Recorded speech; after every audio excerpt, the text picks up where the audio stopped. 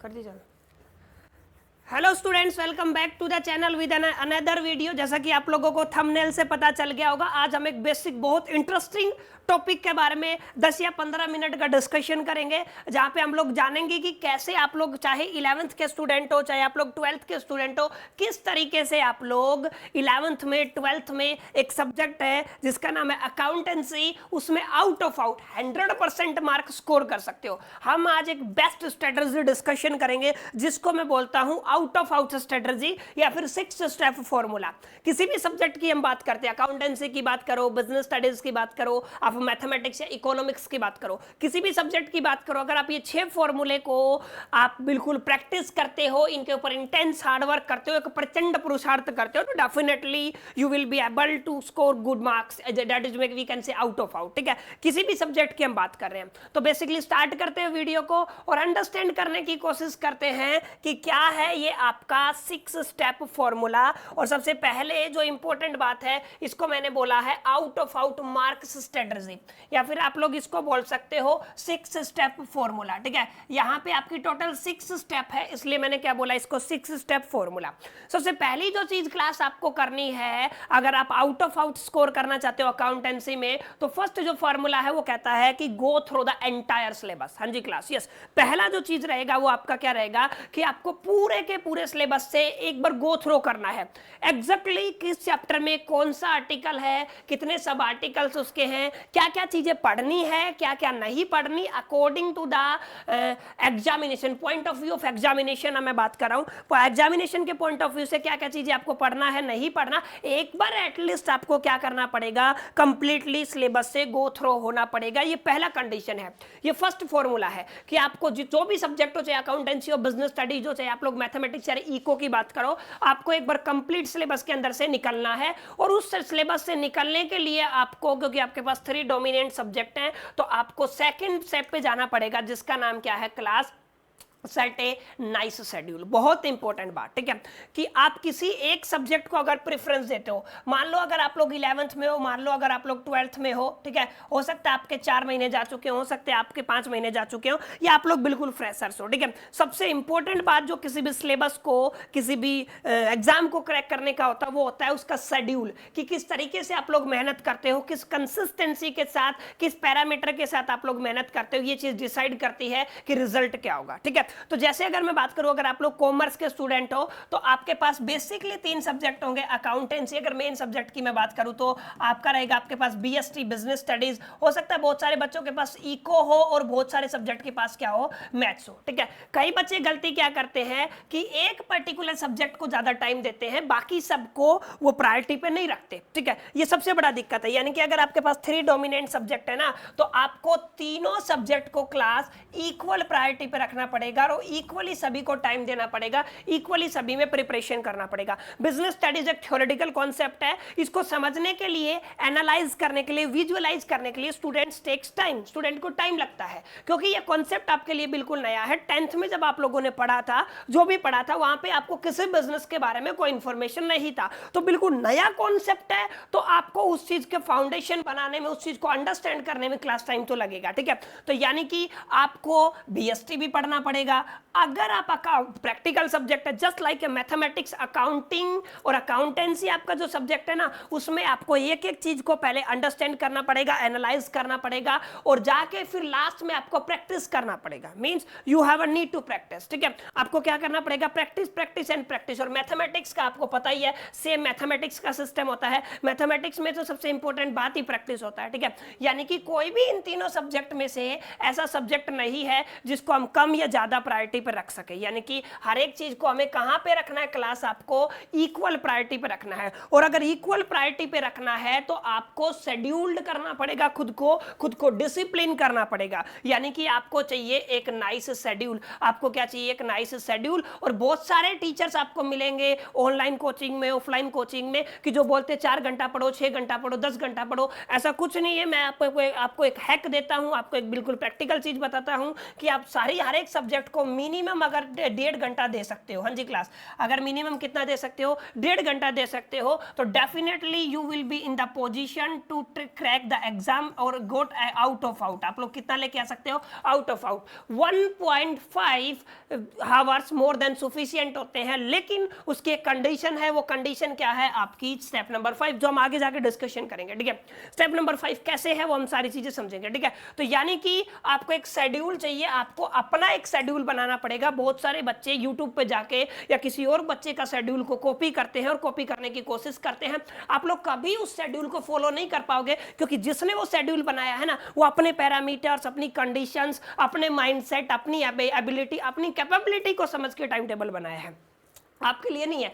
आपको अपना time table अपने पैरामीटर्स के हिसाब से, अपने लेवल ऑफ नॉलेज के हिसाब से और अपने कैपेबिलिटी और कैपेसिटी के हिसाब से तैयार करना पड़ेगा। तो never follow the time table and schedule for another person. किसी भी अनदर पर्सन का आपको फॉलो नहीं करना है, आपको अपना खुद का क्या करना है, शेड्यूल बनाना। शेड्यूल बना के आपको कंप्लीट सिलेबस को एक बार के लिए आपको क्या करना है, क्लास उसके अंदर से गो थ्रू होना है। एग्जैक्ट आपको एक आइडिया हो कि मेरे सिलेबस में क्या क्या चीजें है, एग्जैक्ट कौन कौन से आर्टिकल्स है, कौन कौन से सब आर्टिकल्स है, कौन कौन से टॉपिक्स है, कौन कौन से सब टॉपिक्स है। अगर आप लोगों ने ये फॉलो किया स्टेप नंबर 3, तो अब इंपॉर्टेंट बात क्या, स्टेप नंबर 3 जो तीसरा पॉइंट आपको ध्यान में रखना है इस 6 स्टेप में से, वो है कि आपको एक राइट बुक फॉलो करनी है।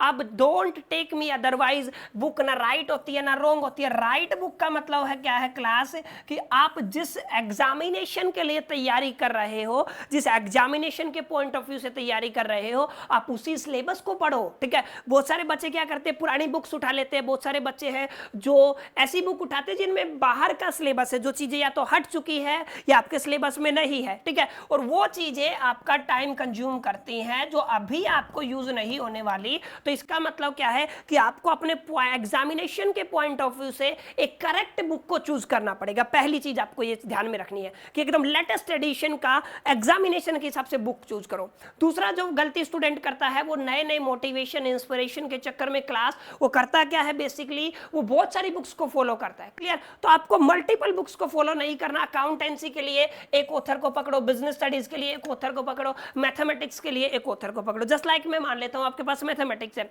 तो आपके पास क्या क्या ऑप्शन है, आपके पास एलिमेंट्स का बुक ऑप्शनल है, आप बेसिकली आर.डी. शर्मा का पढ़ सकते हो, ठीक है। और आप बेसिकली जितने भी आपके पास मार्केट में अवेलेबल है एडिशन, आप किसी का भी पढ़ सकते हो, लेकिन आपको एक बुक, एटलीस्ट 1 बुक को फॉलो करना है। डोंट फॉलो मल्टीपल बुक्स, ठीक है। और इंपॉर्टेंट बात क्या है, वही है राइट का मतलब क्या है, अकॉर्डिंग टू योर सिलेबस। और मैं आपको बता देता हूं, अगर अकाउंटेंसी की बात करूं तो आपकी है पहली बुक है टी.एस. अग्रवाल की, आप फॉलो कर सकते हो, ठीक है।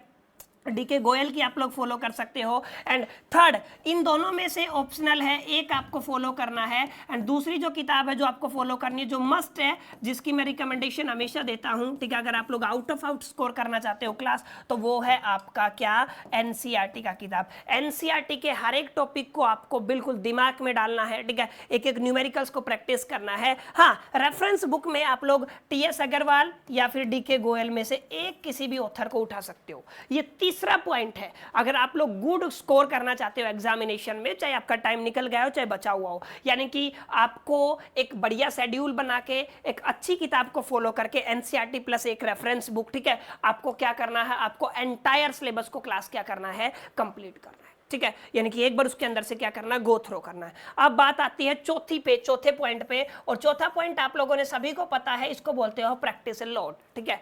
प्रैक्टिस मेक्स मैन परफेक्ट, आपने कोटेशन भी पढ़ा होगा, ठीक है। सिर्फ प्रैक्टिस एक ऐसी चीज है, चाहे आप किसी भी लेवल पे हो, चाहे आप लोगों को जीरो नॉलेज हो अकाउंटेंसी का, सिर्फ एक चीज ऐसा है जो आपको डोमिनेट करा सकता है किसी भी इंडस्ट्री में क्लास, वो है प्रैक्टिस। लाखों हजारों करोड़ों एग्जांपल्स भरे हैं जिन लोगों ने खाली एक ही चीज किया, practice practice and practice without talent. सिर्फ प्रैक्टिस की मदद से उन लोगों ने एम्पायर खड़ा किया और हिस्ट्री क्रिएट किया।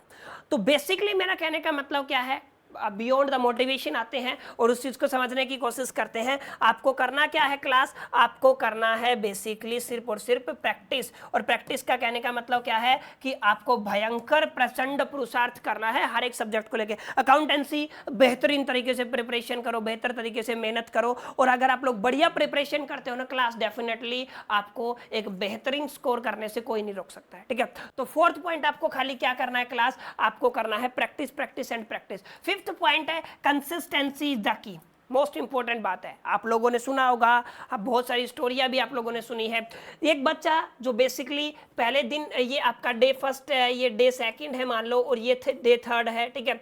इस तरीके से अपना दिन निकाल रहा है। इसने पहले दिन है करीब करीब 15 आवर्स का स्टडी किया, दूसरे दिन भी 15 आवर्स का स्टडी किया, और यहाँ पे इसने एक दिन इनकंसिस्टेंट हो गया, इसने टाइम क्या किया, इसने स्टडी नहीं किया। वही एक दूसरा बंदा जिसने पहले दिन भी 2 घंटे पढ़ा, दूसरे दिन भी 2 घंटे पढ़ा, और तीसरे दिन भी कितना घंटे पढ़ा, 2 घंटे, यानी कि ये कंसिस्टेंट है, ठीक है। तो 15 घंटे 20 घंटे, और जो इनकंसिस्टेंट स्टूडेंट होता है ना, वो इतना अच्छा स्कोर नहीं करेगा। आप किसी भी पास्ट के एग्जांपल को उठा सकते हो। खाली एक आदमी जो कंसिस्टेंट है वो क्या करता है, वो डेफिनेटली एक गुड स्कोर करता है। और आपको लाखों स्टोरियां पता है यार, आप लोग पैदा हुए तब से सुनते आ रहे हो, ठीक है। अगर एक बूंद है ना, वाटर ड्रॉप्स, ठीक है, वो कंसिस्टेंसी की हेल्प से पत्थर में छेद कर देती है, आपको पता है, ठीक है कि नहीं।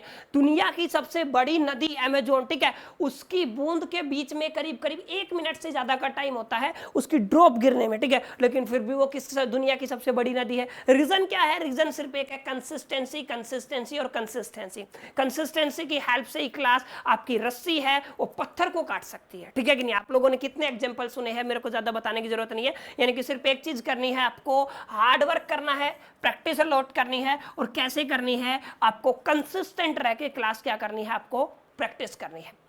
नाउ अगर मैं बात करूं 6 स्टेप की, आपका कंप्लीट सिलेबस हो चुका है, अच्छी बुक आप लोगों ने फॉलो किया, अब रहती है क्लास प्रैक्टिस। आप लोग बढ़िया कर रहे हो, प्रैक्टिस लोड कर रहे हो, ठीक है, कंसिस्टेंटली कर रहे हो। अब जो छठा स्टेप है इज मोस्ट इंपॉर्टेंट, अगर आप लोग एग्जामिनेशन के पॉइंट ऑफ व्यू से करना चाहते हो। क्योंकि ये सारी चीजें आप लोगों ने क्यों की, क्योंकि जो आपका 3 घंटे का एग्जामिनेशन है ना, पूरे साल में जो पढ़ा वो डिसाइड कौन करेगा, 3 घंटे में आपने कैसा परफॉर्म किया, यानी कि एग्जामिनेशन हॉल में आपने कैसा परफॉर्म किया है, वो चीज डिसाइड करेगा कि आपने कितना प्रैक्टिस किया। तो उसके लिए आपको 2 चीजें फॉलो करनी है, आपको रिवीजन करना है। एक बार सिलेबस पूरा करने के बाद मेरी जो क्लास पर्सनल रिकमेंडेशन है, मिनिमम कम से कम आपको 2 टाइम्स रिवीजन करना होगा। 2 बार आपको अपने कंप्लीट सिलेबस का रिवीजन करना होगा। अगर आप लोग 2 बार अपने सिलेबस का रिवीजन कर लेते हो ना, तो definitely you are the king of the subject. Out of out is very easy.